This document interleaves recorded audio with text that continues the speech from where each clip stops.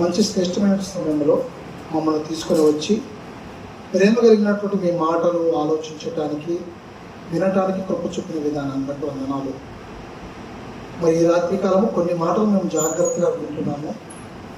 మరి వింటున్నటువంటి మాకు వినగలిగేటువంటి చెవులు, గ్రహించేటువంటి మనసు మాకు దయచేయండి.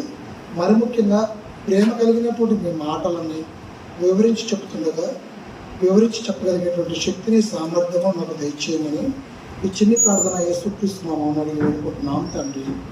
ఆమేన్.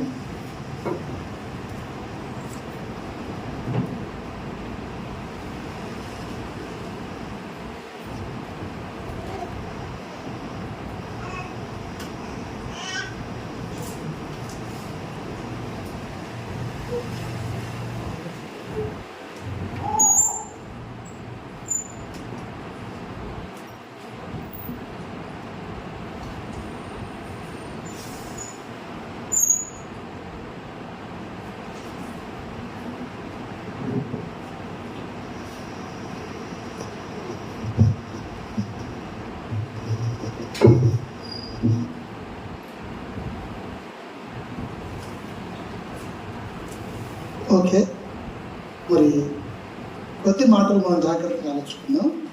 మరి దేవుని మాటలు ఆలోచించుకునేటప్పుడు మనకు కొన్ని ప్రాముఖ్యమైన మాటలు, కొంతమంది వ్యక్తులను మనం జాగ్రత్తగా లేఖన భాగాల నుండి జాగ్రత్తగా ఆలోచించుకోగలము.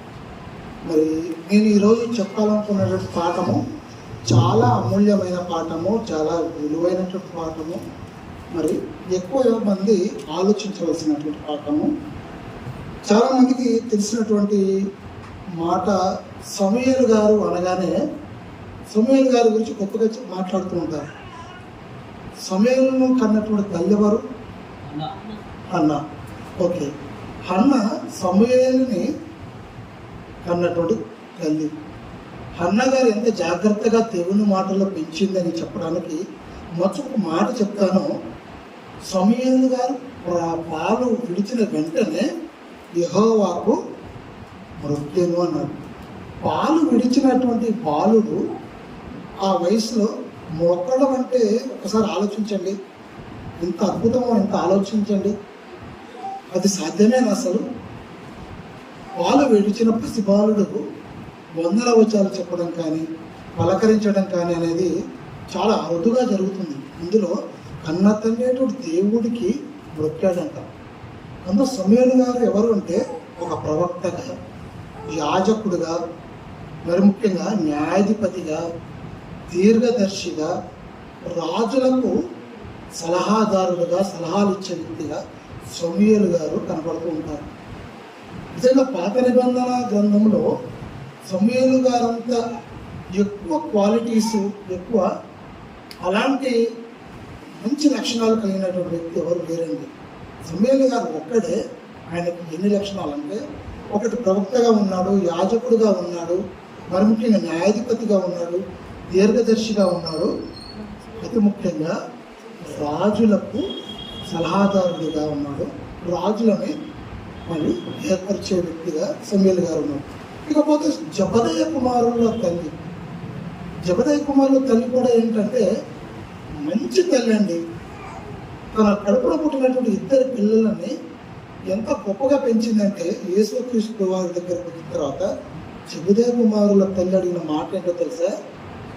నా ఇద్దరు పిల్లలని పరలోకంలో అవకాశం ఇచ్చేటట్టుగా కృప చూపు అన్నారు. ఎవరు అడుగుతారండి? ఏ తల్లి అడుగుతుందండి? ఏ తల్లి అయినా ఏమడుగుతుందో తెలుసా? నా పిల్లలు బాగా చదవాలి, నా పిల్లలకు మంచి ఉద్యోగాలు రావాలి, నా పిల్లలకు మంచి సంబంధాలు రావాలి, మా పిల్లలు బాగా స్థిరపడాలి అని అడుగుతుంది. కానీ పరలోకం కావాలని అడిగిన గొప్ప తల్లి అండి జబదయి కుమారుల తల్లి.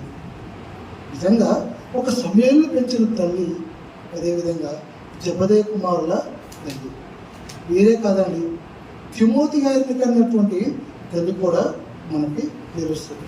ఎవరామె? యునైకే. యునైకే కూడా తిమోతి గారిని కన్నది. తిమోతి గారు గొప్ప శిష్యుడు అండి. అంత గొప్ప శిష్యుడు అంటే పౌలు గారి కోసం చావడానికి కూడా సిద్ధపడతాడండి. పౌలును వెంబడించిన శిష్యులలో ఎపఫ్రోతు కూడా చాలా సిద్ధపడినట్టే తిమోతి గారు కూడా సిద్ధపడతారు. వీరి గురించి మనం మాట్లాడుకునేటప్పుడు, వీరి గురించి మనం ఆలోచించుకున్నప్పుడు, నిజంగా వీరి గొప్పతనాన్ని మనం ఆలోచిస్తున్నప్పుడు జాగ్రత్తగా ఆలోచించుకోవాల్సిన ప్రాముఖ్యమైన విషయం ఏంటో తెలుసా? వారిని పెంచిన తల్లి. వారి తల్లి గొప్పగా పెంచింది కాబట్టే అంత ఉన్నతమైన స్థితిలో ఉన్న వాళ్ళు ఉన్నారు. సమాజంలో పిల్లలు బాగుండాలి అన్న తల్లి పెంపకమే, చెడిపోవాలన్న తల్లి పెంపకమేనండి. సమాజం ఎటు వెళుతుందో తెలుసుకోవాలంటే తల్లి పాత్ర అనేది చాలా ప్రాముఖ్యమైనది. నిజంగా ఈరోజు గొప్ప తల్లి గురించి మనం నేర్చుకుందామండి. ఎవరా తల్లి అంటే, క్రైస్తవ లోకము, ముఖ్యంగా క్రైస్తవులు ఉన్నటువంటి వారు చాలా అరుదుగా పెట్టుకునే పేరండి. అంత గొప్ప తల్లి పేరు నాకు తెలిసి ఎవరు పెట్టుకోలేరు. మీరు ఎంతమంది విన్నారో ఆ పేరు దయచేసి చేతులు ఎత్తండి. సెరుయా విన్నారా? సెరుయా పేరు ఎవరు విన్నారు కదా? ఓకే, సెరుయా ఎవరో కాదు, దావీదు గారి అక్క. దావీదు గారి సైన్యంలో సెరుయా కుమారుల పాత్ర. దావీదు గారు గొప్ప రాజండి. దేవునికి ఇష్టానుసారుడైన మనుషులలో దావీదు గారికి ఉన్నంత స్థానము ఎవరికి లేదు. అలాంటి దావీదు గారి సైన్యంలో సెరుయా గారి కుమారుల పాత్ర అనేది ఈరోజు మనం నేర్చుకుందాం. ఎందుకు చెప్తున్నానో తెలుసా? అసలు సెరుయా అంటే ఆ మాటకి అర్థము చీలిక, బాధ. బహుశా చీలిక, బాధ అని ఉన్నది కాబట్టి ఆ పేరు అంతగా బాగోదేమో అనుకున్నారో, కానీ అక్కడ చూడవలసినది పేరు కాదండి. ఆమె పెంచిన పెంపకము, ఆమె ఆలోచించిన విధానము, ఆమె నడిచిన తీరు, దేవునిలో ఆమె నడిచిన తీరు చాలా గొప్పదండి. మీరు ఆ మాట తెలుసుకోవాలంటే మచ్చుకు మంచి ఉదాహరణగా ఒక లేఖన భాగాన్ని మీకు చూపిస్తాను. చూడండి, మొదటి దినవృత్తాంతములు 2వ అధ్యాయము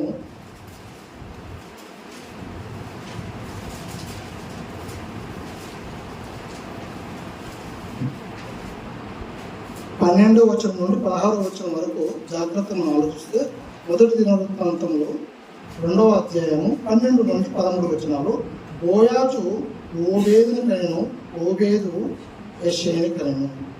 యెషయ తన జ్యేష్ఠ కుమారుడైన ఎలియాబును, 2వ వాడైన అబినాదాబును, 3వ వాడైన షన్మను, 4వ వాడైన నెతానేలును, 5వ వాడైన రద్దీని, 6వ వాడైన ఓజేమును, 7వ వాడైన దావీదును కనెను అన్నాడు. అంటే యెషయాకి ఎంతమంది కొడుకులండి? 7 కొడుకులు. దావీదు గారికి 7 కొడుకులేనానండి? క్షమించండి, యెషయా గారికి ఎంతమంది కొడుకులు? 7. అవునా? యెషయా గారికి 7 కొడుకులు. తెలిసిన వాళ్ళు చెప్పండి. ప్రవీణ్? ఓకే, సంతోషం. యెషయా గారికి 7 కొడుకులని ఇక్కడ రాయబడింది కదా. ఇంకొక వచ్చిన భాగాన్ని మనం జాగ్రత్తగా చూసుకోగలిగితే, మొదటి సమూయేలు 17వ అధ్యాయము 12వ వచనం.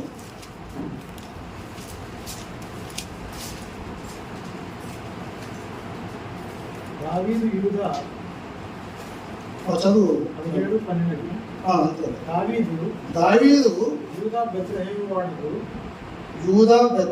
వాడగు ఎఫ్రాతీయుడైన యెషయా కుమారుడు యెషయాకి 8 కుమారులు ఉండేవి. అంటే యెషయా గారికి ఎంతమంది కొడుకులు? ఇంతకుముందు చదువుకున్న దగ్గర 7 అని ఉంది, ఇక్కడ 8 మంది అని రాయబడింది. ఎందుకు దేవుడు ఆ చివరి వ్యక్తిని లేదా ఆ 8వ వ్యక్తిని ఎందుకు ప్రస్తావించలేదంటే, దేవుడు చెప్పాలనుకుంటే ప్రస్తావిస్తాడు, లేదనుకుంటే మానేస్తాడు. నిజంగా ఒకవేళ మనం ఇంతకుముందు రాసుకున్నటువంటి వాక్య భాగంలో మొదటి దినవృత్తాంతములు 2వ అధ్యాయము 13వ వచనంలో 7 పేర్లు ఉన్నాయి కదా. ఈ 7 పేర్లు కాకుండా 8వ కుమారుడి పేరు రాయబడినటువంటి వచన భాగము మొదటి దినవృత్తాంతములు 27వ అధ్యాయము 18వ వచనము. 27వ అధ్యాయము 18వ వచనం. దావీదు సహోదరులలో ఎలీహు అను ఒకడు యూదా వారికి అధిపతిగా ఉండెను అని. అంటే 8వ వాడి పేరు ఏం పేరంటే ఎలీహు. ఓకే, యెషయా గారికి మొత్తం 8 మంది కుమారులు, 2 కుమార్తెలండి. 2 కుమార్తెల గురించి ఎక్కడ ప్రస్తావించిందంటే ఇంతకుముందు మనం చదువుకున్న వచన భాగంలోనే మొదటి దినవృత్తాంతంలో 2వ అధ్యాయము 15వ వచనం 16వ వచనం చూడండి. మొదటి దినవృత్తాంతంలో 2:16. సెరూయా అబేగేలు వీరి అక్కా చెల్లెళ్ళు. సెరూయా కుమారులు 3, అభిషై, యోవాబు, ఆషాయేలు.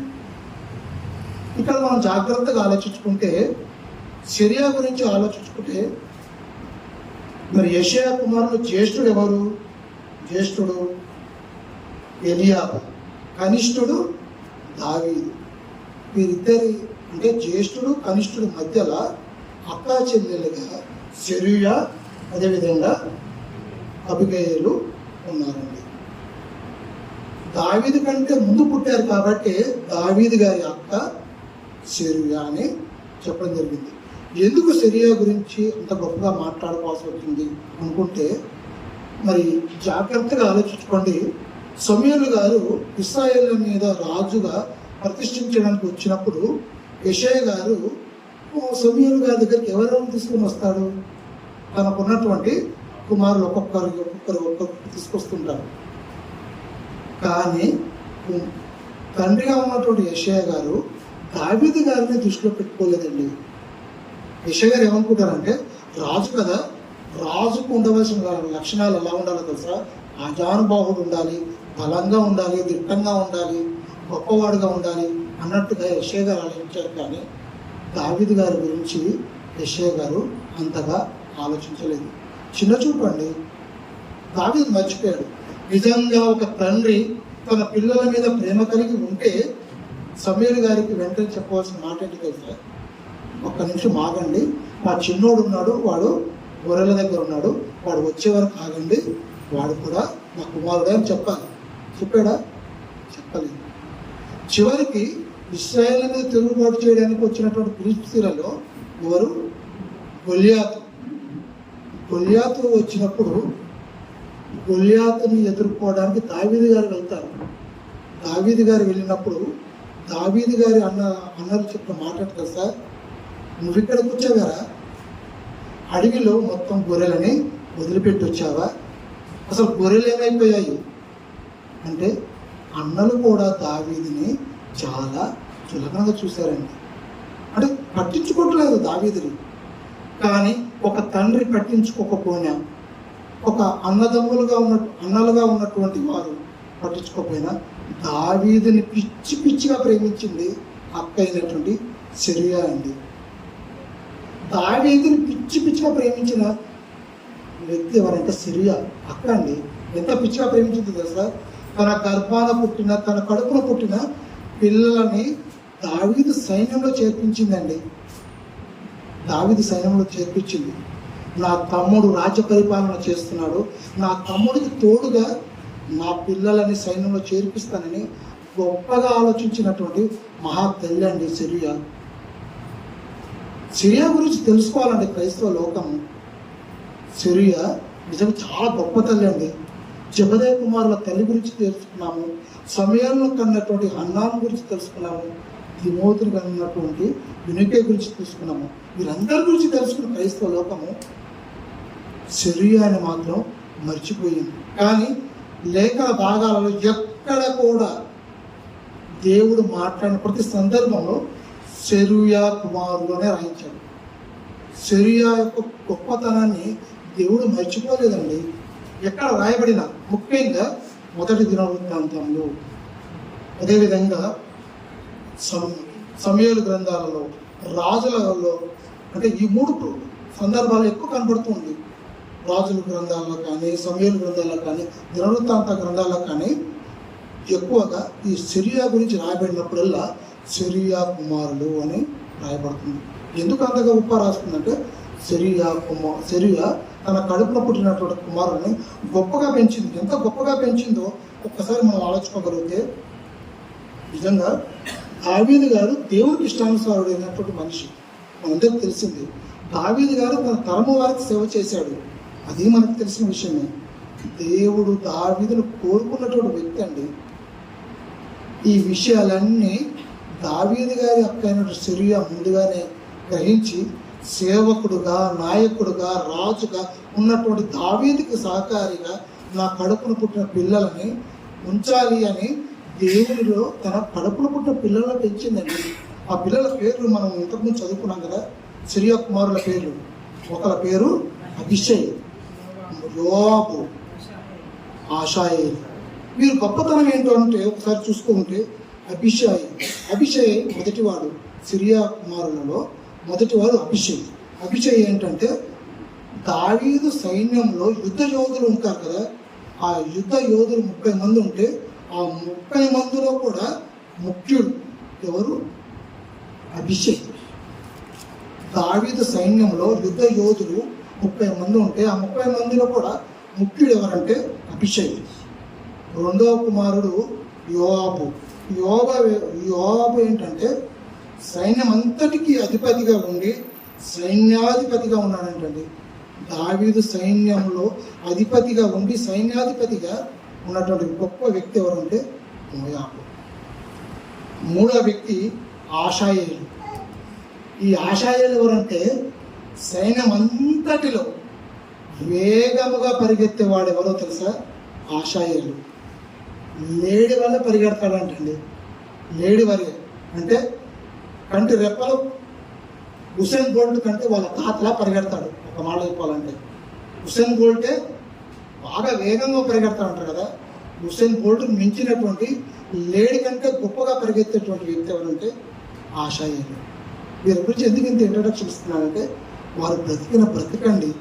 నిజంగా ఒక అభిషేక్ బ్రతికిన బ్రతుకును చూసినా, ఒక యోవాబు బ్రతికిన బ్రతుకును చూసినా, ఆషాయేలు బ్రతికిన బ్రతుకును చూసినా, వాళ్ళ తల్లి అయినటువంటి సిరియా వారి ముగ్గురిని పెంచిన విధానము మనకు బాగా అర్థమవుతుంది.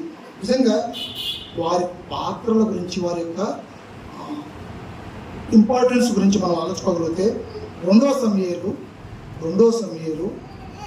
23వ అధ్యాయము 2 సమూయేలు 23వ అధ్యాయము 18వ వచనం జాగ్రత్తగా చూసుకున్నాము. 2 సమూయేలు 23వ అధ్యాయము 18వ వచనం. సిరియా కుమారుడును యోవాబు సహోదరుడైన అభిషేక్ తన అనుచరులలో ముఖ్యుడు. ఇతడొక యుద్ధములో 300 మందిని హతము చేసి వారి మీద తన ఈటను ఆడించెను. అతడు ఆ ముగ్గురిలో పేరు పొందినవాడు అన్నాడు. సిరియా కుమారులలో ఒకడు ఎవరంటే అభిషేక్ గురించి చెప్తున్నాడు. అభిషేక్ ఏం చేశాడంటే యుద్ధంలో ఒక 300 మందిని హతము చేసి తన ఈటని ఆడించాడంట. ఆడించడం అంటే మీకు ఇట్లా కాదు కానీ ఒక దృశ్య రూపంలో చూపించాలి. ఒక సినిమా ఎఫెక్ట్ లా చూపిస్తే అర్థమవుతుంది. కథన రంగంలో యుద్ధంలో వేలాది మంది సైన్యం ఉన్నప్పుడు వారి మధ్య నిలవబడి అందరినీ చంపి ఆ ఈటను ఆడిస్తున్నాడంటే ఇప్పుడు రెండో ఎవరు వస్తాడో చూసుకుందాం అని పౌరుషంగా నిలబడినటువంటి వ్యక్తి అండి. ఎవరు? అభిషేక్. మనం ఏమనుకుంటామంటే ఒకరిద్దరు కొడితే మొనగాడ్రా బాబు వీడు ఎంతమందిని కొట్టగలడు అంటాడు. కానీ ఇక్కడ అభిషేక్ ఎంతమందిని చంపాడు? యుద్ధంలో 300 మందిని చంపాడు. 300 మందిని చంపి అక్కడితో ఆగిపోలేదు. అక్కడ నిలబడి తన ఈటని ఆడి ముఖ్యుడు. ఇంకొక వచ్చిన భాగం ఆయన గురించి గొప్పగా మనం ఆలోచించుకోగలిగితే మొదటి సమూయేలు 26వ అధ్యాయము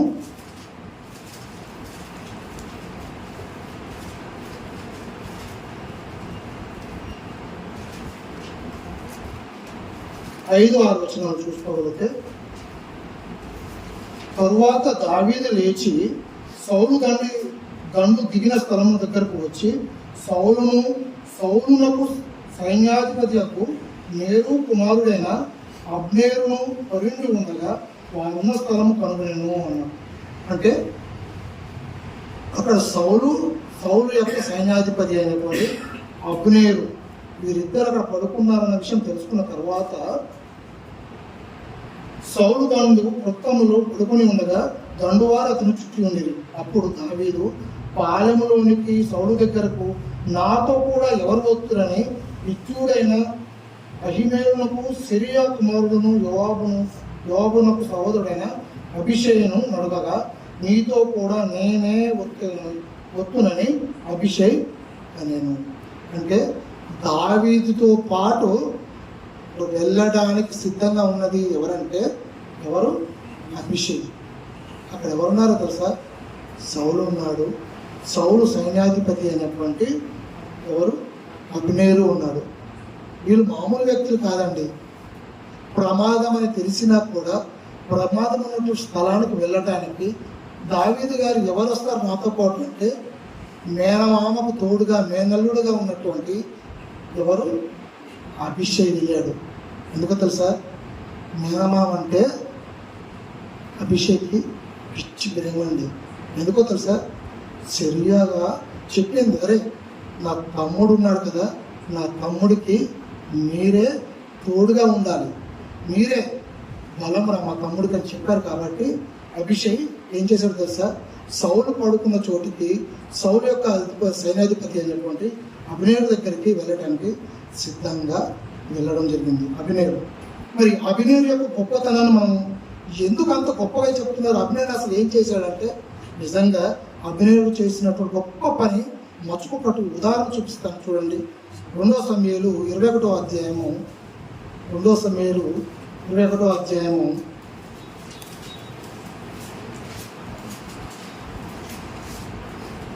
15వ వచనం నుండి చూద్దాము. 21:15 ఉంది.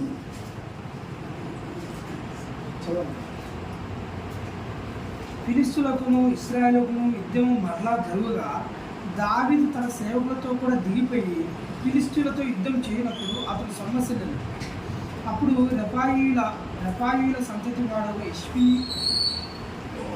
ఇష్మి బేనోబా అని ఒకడు ఉండేది. అతడు ధరించిన ఖడ్గం కొత్తది, వాని ఈట 300 తులముల ఎత్తడి గలది. నేను దావీదును చంపేదనని అతడు చెప్పినది. సెరూయా కుమారుడైన అభిషేక్ రాజును ఆదుకొని ఆ ఫిలిష్తీయుని కొట్టి చంపాను. ఇక్కడ రాయబడిన మాటలు జాగ్రత్తగా ఆలోచిస్తే ఫిలిష్తీయులకి ఇశ్రాయేలుకి మరలా యుద్ధం జరిగింది. మరలా యుద్ధం జరిగినప్పుడు అక్కడ రెఫాయీయుల సంతతి వాడవు ఇత్సేబోను అని ఒకడు ఉండేను. అతడు ధరించి ఉన్న ఖడ్గము కొత్తది, మరి వాని ఈటే 300 తులము ఎత్తుగల ఇత్తడి గలది అన్నాడు. అంటే ఆయన ఎంత బరువైన కత్తిని వాడుతున్నాడో చెప్తున్నాడు. గొల్యాతు కంటే ఎక్కువ బరువైనటువంటి, అంటే గొల్యాతే ఆజానుభావుడు కదా, అంతకంటే ఎత్తైనటువంటి గొప్ప బరువైనటువంటి ఖడ్గాన్ని వాడుతున్నటువంటి శత్రువుకి ఎదురు నిలబడ్డాడండి. ఎదురు నిలబడి దావీదును ఆదుకొని అని రాయబడింది. చూడండి, అక్కడ అండర్లైన్ చేసుకున్న మాట 17వ వచనంలో సిరియా కుమారుడైన అభిషేక్ రాజును ఆదుకొని ఆ ఫిలిష్తీయుని కొట్టి చంపాను అన్నాడు. అంటే కొట్టి చంపడంతో అంత మామూలు విషయం కాదండి. ఇంతకుముందు మనం చదువుకున్నాం కదా, దావీదు సైన్యంలో 30 మంది యుద్ధ యోధులు ఉంటే ఆ యుద్ధ యోధులలో ముఖ్యుడిగా ఉన్నటువంటి వ్యక్తే మన అభిషేక్.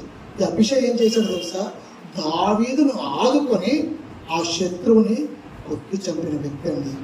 మామకి ప్రమాదం వస్తుందంటే అల్లుడుగా పుట్టినందుకు నేను నా రుణం తీర్చుకోవాలని ముందుండేటువంటి వ్యక్తులలో ఎవరు ముందు అంటే అభిషేక్ అండి.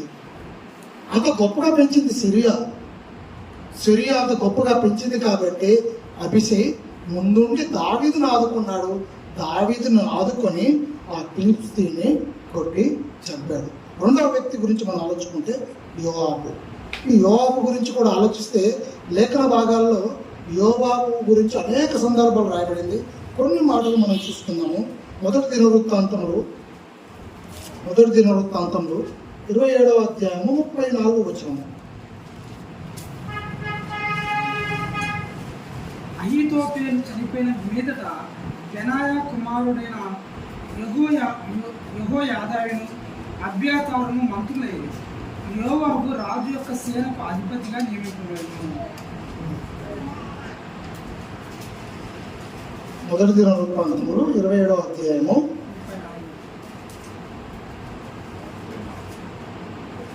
34వ వచనం. ఓకే.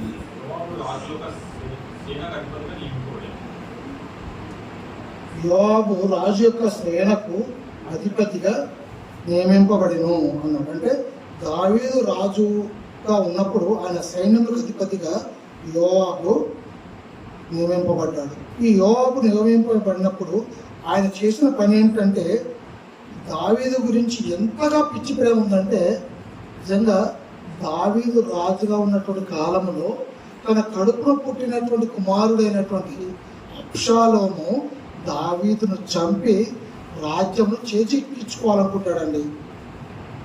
దావీదును చంపి తరువాత రాజుగా ఎవరు? అబ్షాలోము రాజు అవ్వాలనుకుంటాడు. అలాంటి కుయుక్తితో ఉన్నటువంటి అబ్షాలోమును చంపింది ఎవరో తెలుసా? ఈ యోవాబే. ఎక్కడుంది అంటే ఆ మాట చూడండి. 2 సమూయేలు 18వ అధ్యాయము 2 సమూయేలు 18వ అధ్యాయము 9వ వచనం నుండి జాగ్రత్తగా ఆలోచించుకోండి. 2 సమూయేలు 18వ అధ్యాయం 9వ వచనం జాగ్రత్తగా ఆలోచించుకోండి. అబ్షాలోము కంచెరగాడి మీద ఎక్కిపోవచ్చు దావీదు సేవకులకు ఎదురాయను. కంచెరగాడి ఒక గొప్ప మస్తకీ వృక్షం యొక్క చిక్కు కొమ్మల కిందికి పోయినప్పుడు అతని తల చెట్టుకు తగిలిపోయినందున అతడు ఎత్తబడి ఆకాశమునకు భూమికి మధ్య వేలాడుచుండగా అతని క్రిందనున్న కంచెరగాడిగా సాగిపోయాను. దావీదు గారి మీద దండయాత్రకు వచ్చినటువంటి అబ్షాలోము గారు కంచెరగాడిద వేసుకుని వెళ్తూ ఉన్నాడండి. వెళ్తున్నప్పుడు ఒక మస్తకీ వృక్షము ఆయన జుట్టు చిక్కుకుంటుంది. అబ్షాలోము గారికి ఒత్తైనటువంటి జుట్టు, అందగాడండి. అబ్షాలోము గారి గురించి లేఖన భాగాల్లో ఆయనంత అందమైన వాడు ఎవరు లేరని చెప్పబడింది. ఆయన యొక్క జుట్టు కూడా ఎక్కువగా ఉంటుంది అన్నట్టుగా చెప్పబడింది. ఎక్కువగా ఉన్నటువంటి ఆ జుట్టే ఆయనకి శాపంగా మారుతుంది. అబ్షాలోముకి మస్తకీ వృక్షంకు చిక్కుకొని వేలాడుతుంటాడు ఆకాశానికి భూమికి మధ్యలో. ఆయన ఎక్కిన కంచెరగాడిద ముందుకు వెళ్ళిపోయిన తర్వాత జరిగిన సందర్భాలు మనం చూసుకోగలిగితే, ఒకడు దాన్ని చూచి వచ్చి అబ్షాలోము మస్తకీ వృక్షంలో వేలాడుతుండగా నేను చూచితనని యోవాబుతో చెప్పినప్పుడు, యోవాబు నువ్వు చూచి ఉంటివే, నేల కూడినట్టు నీవు అతన్ని కొట్టకపోతేవేమేమి, నీవు అతను చంపిన ఎడల 10 తులముల వెండియు ఒక నడికట్టును నిశ్చయి ఉండనని తనకు సమాధానము చెప్పిన వానితో నేను అన్నాడు. అంటే అబ్షాలోమును చంపితే నీకు గిఫ్ట్ ఇస్తారు, 10 తులముల వెండి ఇస్తాను, నడికట్టునిస్తాను అని చెప్పడం జరుగుతుంది యోవాబు. కానీ ఇక్కడ దావీదు గారు పిచ్చి ప్రేమ అంటే తెలుసా? దావీదు గారు ఎంతైనా తండ్రిగా ఉన్నాడు కాబట్టి దావీదు గారు ఏమంటాడు తెలుసా? ఎవ్వరు కూడా అబ్షాలోముని చంపకూడదు. అబ్షాలోము నా మీద దండయాత్ర చేస్తున్నాడు, అది కరెక్టే, కానీ అబ్షాలోమును ఎవరు చంపొద్దని దావీదు గారు చెప్పారు. అది విన్నాడు ఈ సైనికుడు, ఈ వ్యక్తి విన్నాడు. కాబట్టి యోవాబు చెప్పినా కూడా చంపడు. ఆ వచన భాగాలు అలా చదువుకుంటూ వెళ్తే, ఎక్కడ 12, 13, 14 వచనాలు చదువుకుంటూ వెళ్తే మనకు అర్థమవుతుంది. ఒకసారి చూద్దాము. అదే వచనంలో 14వ వచనం. మోయాబు నువ్వు చేయు వరకు నేను కాచుకొని ఉందునా అని చెప్పి 3 బాణములు చేత పట్టుకొని పోయి మస్తకీ వృక్షము వేలాడుచు ఇంకనూ ప్రాణముతోనున్న అబ్షాలోము యొక్క గుండెకు గురిపెట్టి తన ఆయుధంలో మోయి వారు 10 మంది చుట్టుకొని ఉండగా అబ్షాలోమును కొట్టి చంపెను అన్నాడు. అంటే అబ్షాలోమును చంపొద్దు అని చెప్పింది ఎవరంటే దావీదు గారే. దావీదు గారు చెప్పినప్పటికి కూడా యోవాబు గారు మరి ఎందుకు అబ్షాలోము చంపాడో తెలుసా? అబ్షాలోము వలన ప్రాణహాని ఉంది దావీదుకు ప్రాణహాని ఉందని మరి యోవాబు గ్రహించాడు. కాబట్టి తన మామని కాపాడుకోవడానికి ముందుకొచ్చి అబ్షాలోముని చంపినట్టుగా అర్థమవుతుంది. మొదటి వ్యక్తిగా అభిషై ఆదుకున్నాడు దావీదుని. రెండో వ్యక్తిగా ఉన్నటువంటి యోవాబు ప్రమాదస్తుడిగా శత్రుగా మారిన అబ్షాలోముని చంపి దావీదుని కాపాడినట్టుగా మనకి అర్థమవుతుంది కదా. ఇకపోతే మూడో వ్యక్తి ఆషాయేలు. ఈయన గురించి మనం చూడగలిగితే 2 సమూయేలు 2వ అధ్యాయము 18వ వచనము. 2 సమూయేలు 2వ అధ్యాయము 18వ వచనము. సెరూయా 3 కుమారులకు యోవాబును అబీషైను ఆషాయేలును అతడు నుండి. ఆషాయేలు అడవి లేడి అంత తేలికగా పరిగెత్తగలవాడు కనుక, అంటే ఆషాయేలు అడవి లేడంత తేలికగా పరిగెడతాడంట. అడవి లేడే చాలా చురుకుగా పరిగెడుతుందండి. అడవి లేడి చాలా చురుకుగా పరిగెడుతుంది కదా, దానికంటే తేలికగా పరిగెత్తేటువంటి వ్యక్తి ఎవరంటే ఆషాయేలు. ఈ ఆషాయేలు దావీదు సైన్యంలో ఉన్నాడు. దావీదు సైన్యంలో ఉన్నటువంటి ఈ ఆషాయేలు చేసిన పని ఏంటో కింద చూడండి. అదే వచ్చిన భాగాలు కంటిన్యూషన్ చూసుకోగలిగితే, అతడు కుడి తట్టేను ఎడమ తట్టేను తిరుగుక అబ్నేరును తరుముచుండగా అన్నాడు. అబ్నేరు ఎవరండి? అబ్నేరు సౌలు సైన్యాధిపతి. అబ్నేరు అవునా? ఇంతకుముందు చదువుకున్నాం కదా. సౌలు సైన్యాధిపతి అయిన అబ్నేరు విశ్రాంతి తీసుకుంటుంటే మరి దావీదుతో పాటు వెళ్ళినటువంటి వ్యక్తి అభిషై. ఆ వెళ్ళిన తరువాత ఈ అబ్నేరుకి ఎదురుపడి ఆయన చేస్తున్న పని చూడండి. కుడి తట్టైనను ఎడమ తట్టైనను తిరుగుగా అబ్నేరును తరుముచుండగా అబ్నేరు వెనుకకు తిరిగి, నీవు ఆషాయేలువా అని అతనిని అడుగగా, ఏంటి ఇంత స్పీడ్గా పరిగెడుతున్నావు, అసలు నువ్వు ఆషాయేలువా అన్నాడు. అంటే ఎంత ఐడెంటిటీ అండి, ఎంత గుర్తింపు చెప్పండి. దావీదు సైన్యంలో తరుముతుంటే వెనక వస్తున్నటువంటి వ్యక్తి అటు కుడి వైపున అయినా సరే ఇటు ఎడమ వైపున కూడా గడుముకోకుండా పరిగెడుతూ వెంబడిస్తున్నాడంటే వాడికి షాక్ అయింది. అసలు చెమటలు పట్టాయి. అది ఎవరిలో బాబు నువ్వు పంపతీసి ఆషాయేలువా అని అడిగాడు. అడిగిన వెంటనే ఆయన చెప్పిన మాట చూడండి. అతడు నేను ఆషాయేలునే నేను క్వశ్చన్ అడిగాడు అబ్నేరు. మరి నువ్వు పరిగెడుతూ నన్ను తడుముతున్నావు, అసలు నువ్వు ఎవరు అబ్నేరు అంటే ఎవరు అనుకుంటున్నావు? నేను ఆషాయేలు అన్నాను. నిజంగా ఈ సందర్భము సన్నివేశము మనం దృశ్య రూపంగా ఆలోచించుకుంటే ఎంత గొప్పగా ఉంటుందండి, ఎంత గొప్పగా ఉంటుంది. శత్రువు తరుగుతున్నప్పుడు శత్రువు భయభ్రాంతులై భయానికి వణుకుతూ నన్ను వెంబడిస్తున్నావు, అసలు నువ్వు కుడివైపు వెళ్ళట్లు ఎడవైపు వెళ్ళట్లు, అసలు పొంగదీసి ఆషాయేలువా అంటే అవును నేను ఆషాయేలునే అన్నా. అంటే ఎందుకు అంత గొప్పగా చెప్తున్నానంటే కింద వచ్చిన భాగం చూడండి. కింద వచ్చిన భాగం చూస్తే, నీవు కుడికైనను ఎడమకైను తిరిగి యవ్వనస్తులను ఒకరిని కలుసుకొని వాని ఆయుధమును పట్టుకొమ్ము అని అబ్నేరు అతనితో చెప్పినను. అబ్నేరు చెప్పాడు ఏమనంటే, మరి నువ్వు యవ్వనస్తులని కలుసుకొని వారి ఆయుధాలు పట్టుకో, నన్ను ఎందుకు వెంబడిస్తున్నావు? నన్ను వెంబడించకరా బాబు, నన్ను వెంబడించావనుకో పరిస్థితి చాలా దారుణంగా ఉంటుందని చెబుతూ ఆ వచనం కంటిన్యూషన్ చూడండి. ఆషాయేలు ఈ తట్టైనను ఆ తట్టను తిరుగుక అతని తరుమగా అబ్నేరు నన్ను తరుముట మాని తొలగిపోము, నేను నిన్ను నేలకు కొట్టి చంపిన ఎడల నీ సహోదరుడకు యోవాబు ముందు నేనెట్టు తలెత్తుకొనగలనని అన్నాను అన్నాడు. అంటే అక్కడ అబ్నేరు గారు చెప్తున్న మాట ఏంటంటే, అరే నువ్వు నన్ను పరిగెడుతూ తరుముతున్నావు కదా, ఒకవేళ నేను కొట్టి చంపుతాను అనుకో, కొట్టి చంపిన తర్వాత నేనేం చెప్పుకోవాలి చెప్పు, నేనేం ఆన్సర్ ఇవ్వాలి? నువ్వు దయచేసి యవనస్తుల యొక్క ఆయుధాలు పట్టుకొని పక్కకు వెళ్ళిపో, నన్ను తరమకు, నన్ను వెంబడించకున్నాడు. అయినా సరే ఆశాయులు మానుకోలేదండి, తరుగుతూనే ఉన్నాడు.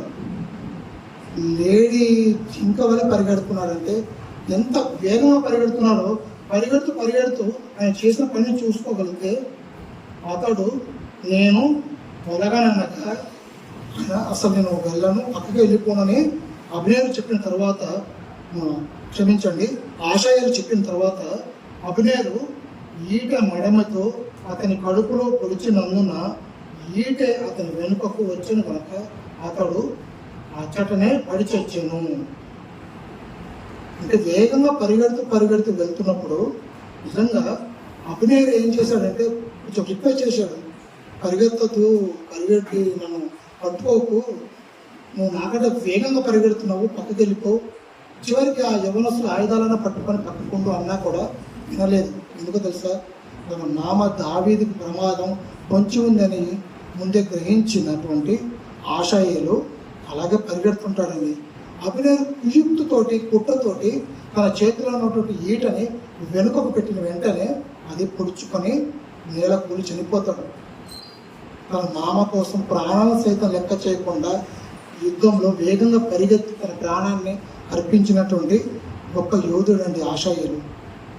వీరందరి గురించి ఆలోచించినప్పుడు ఎందుకు ఇంత గొప్పగా వీరి గురించి రాయబడింది అంటే కింద వచ్చిన చూడండి, తోడగొట్టిన తమ్ముడు చనిపోయినా కూడా అన్నలుగా ఉన్నటువంటి అభిషేక్ యోవాబులు అక్కడ ఆగలేదండి, వాడిని వెంబడిస్తూనే ఉన్నారు. చూడండి వచ్చిన పదాలు, యోవాబు అభిషేను అభినయులను తరుముచు గిబియోను అరణ్య మార్గంలోని గిహాయెదుటకు అమ్మాయిను కొండకు వచ్చింది, అంతలో సూర్యుడు అస్తమించెను అన్నాడు.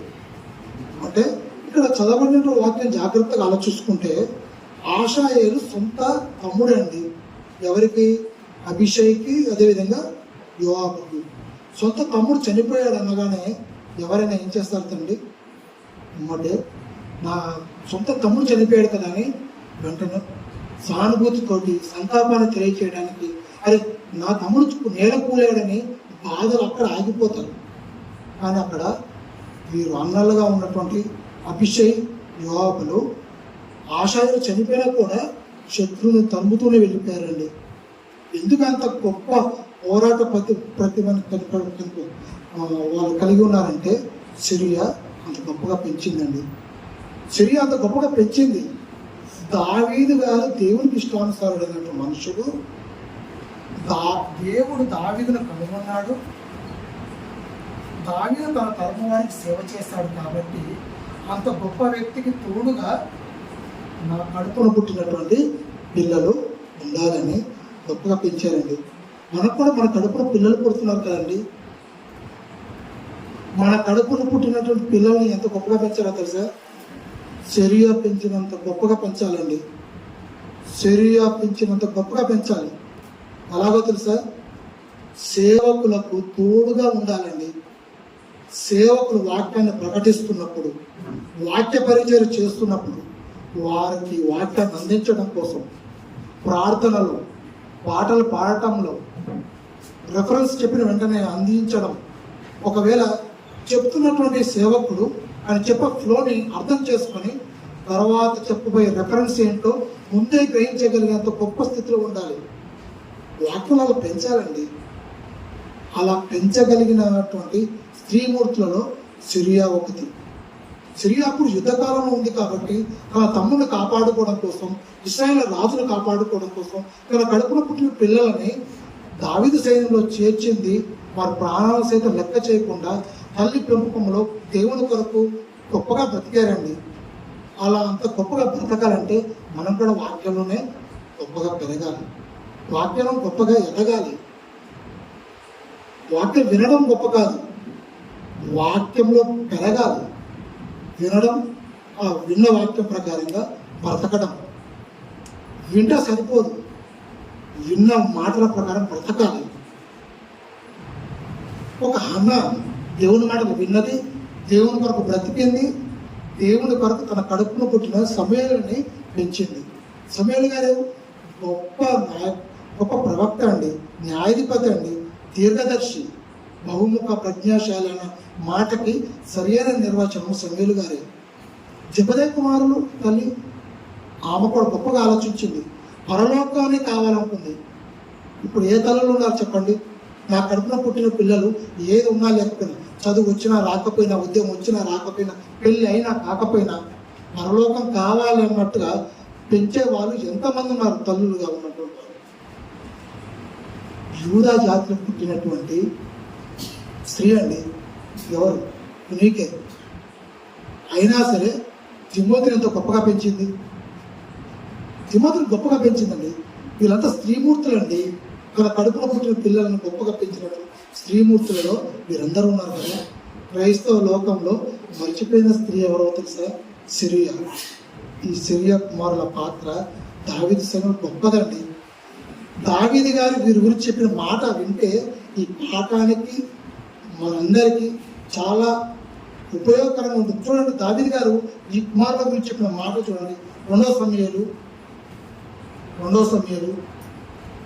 3వ అధ్యాయం 39వ వచనం. 2 సమూయేలు 3వ అధ్యాయం 39వ వచనం. పట్టాభిషేకమును నొంగిన వాడినైనను నేడు నేను బలహీనుడనైతిని. సిరియా కుమారులైన ఈ మనుషులు నాకంటే బలము కలవారు. అతడు జరిగించిన దుష్క్రియలను బట్టి యెహోవా కీడు చేసిన వారికి ప్రతి కీడు చేయునుగాక. అంటే దావీదు గారు పట్టాభిషేకము నొందిన వాడైనను ఆయన చెప్పిన మాట ఏంటో తెలుసా? నేను ఇశ్రాయేలుకు రాజును, అయినంత మాత్రాన గొప్ప అనుకుంటలేను. ఏంటో తెలుసా? నేడు నేను బలహీనుడనైతిని, సిరియా కుమారులైన ఈ మనుషులు నాకంటే బలము కలవారు అన్నాడు. ఈ మాట చెప్పింది ఎవరు తెలుసా? దావీదు గారండి. దావీదు గారు. మనం దావీదు గారు గొప్ప అనుకుంటున్నాం కదా. గొప్ప అయిన దావీదు గారే చెప్పిన మాట ఏంటో తెలుసా? ఈ సిరియా కుమారులు నాకంటే గొప్పవారు అన్నాడు. ఒకసారి ఆలోచించండి. ఇంత గొప్ప వ్యక్తుల గురించి ఇంత గొప్ప మాటలు చదువుకున్నప్పుడు రోమాలు దుఃఖపడుచుకోవాలండి. నిజంగా మన పిల్లల్ని అంత గొప్పగా పెంచుతున్నామా? ఒకసారి ఆలోచించుకోవాలి. ఒకవేళ మన పిల్లల్ని అలా పెంచకపోతే ఈ రోజు నుండి అయినా సరే అలా పెంచడానికి తాపత్రయపడుతూ, వాక్యంలో ఎదుగుతూ, దేవుని దగ్గర మొరపెట్టుకోవాలి, దేవునితోనే సహవాసం చేయాలి. మీరందరూ కూడా సిరియా అంత గొప్పగా మన కడుపుని పుట్టిన పిల్లలని పెంచాలని ప్రేమపూర్వకంగా కోరుకుంటూ, రానున్న రోజుల్లో క్రైస్తవ లోకంలో ఏ ఆడబిడ్డ పుట్టినా, ఏ ఆడపిల్ల కడుపున పుట్టినా ఖచ్చితంగా పెట్టవలసిన పేరు ఏంటో తెలుసా? సిరియా. ఎందుకు చెప్తున్నా తెలుసా? క్రైస్తవ లోకం మర్చిపోతుందండి సిరియాని. సిరియా ఎవరు అన్నట్టుగా ఉంటుంది, కానీ నిజంగా సిరియా ఉన్నంత గొప్ప పేరు లేఖన భాగంలో ఎక్కడ రాయించిన సిరియా కుమారులు అని రాయించాడు. సిరియా కుమారులు. ఇంత అదృష్టం ఎవరికి వస్తుంది చెప్పండి? ఇప్పుడు పిల్లలను పిలిచేటప్పుడు, పలానా వాళ్ళ పిల్లలను పిలిచినప్పుడు తల్లిదండ్రులు ఉన్నటువంటి వారు గుండెలు నిండా గాలి పీల్చుకొని మొత్తం రొమ్ము ఇడ్చుకొని నిలబడతారు కదా. అంత గొప్పగా పెంచిందండి సిరియా.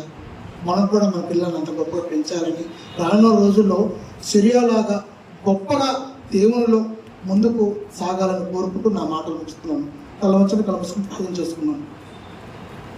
ప్రేమ నమ్మకంలో మా తండ్రి, మహాగండ మహానీయుడ, ఈ రాత్రికాలంలో మీ మాటలను మేము నేర్చుకుంటూ మీ మాటల ప్రకారం బ్రతకాలని ఆశపడుతున్నటువంటి మా లేఖనాల పరిశోధన సదస్సులో నిజంగా మా కడుపున పుట్టినటువంటి పిల్లలని ఏ విధంగా పెంచాలో మాదిరిగా మరి సిరియాను చూపించిన విధానాన్ని బట్టి వందనాలు. నిజంగా మీకు ఇష్టానుసారుడైనటువంటి దావీదు గారి అక్కగా, నిజంగా దావీదు గారి సైన్యంలో మరి సిరియా తన కడుపున పుట్టినటువంటి కుమారులను మరి ఎంత గొప్పగా పెంచి ప్రాణాలను సైతం లెక్క చేయకుండా నిజంగా ఒక యోధుడికి, యుద్ధ వీరుడికి కావలసినటువంటి బలాన్ని, సరి అయినటువంటి సహాయాన్ని అందించేలాగున మరి కృప చూపిన విధానాన్ని బట్టి వందనాలు. రానున్న రోజుల్లో నిజంగా మా కడుపున పుట్టిన పిల్లలను కూడా వాక్యంలో ఆ విధంగా పెంచుతూ మరి దేవుని పనిచేస్తున్న సేవకులకు సహకారులుగా ఉంచడానికి కృప చూపమని ఈ చిన్ని ప్రార్థన యేసుక్రీస్తు నామములో అడిగి వేడుకుంటున్నాం తండ్రి. ఆమేన్. అందరూ